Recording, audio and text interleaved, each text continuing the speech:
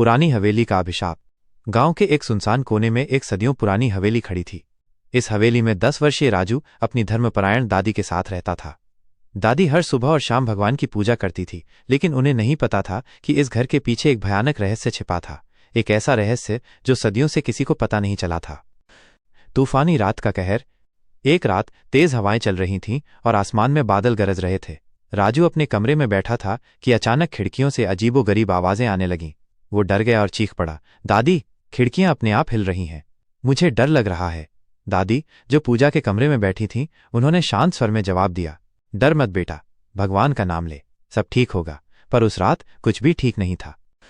अजीब परछाई और बदला हुआ रूप। दादी आंखें बंद कर मंत्र जप रही थी, और नमः शिवाय।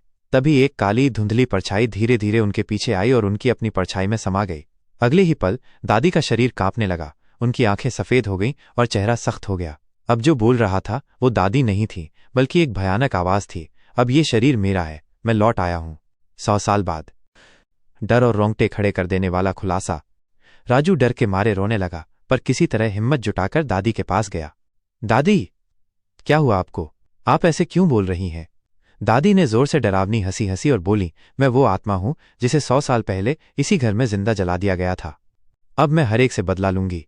तभी घर के सारे बल्ब एक एक करके फट गए और तंत्र विद्या नाम की एक पुरानी धूल से सनी किताब जमीन पर गिर पड़ी। हनुमान चालीसा की चमत्कारी शक्ति।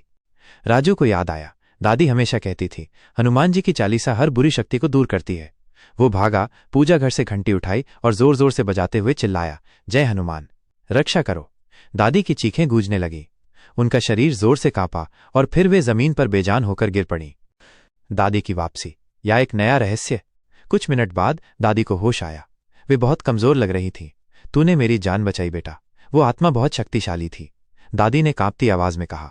राजू उन्हें गले लगाकर रोने लगा, खुशी और डर दोनों से। अंतिम चमक। क्या सब खत्म हो गया था? अगली सुबह सब कुछ सामान्य लग रहा था। दादी रसोई में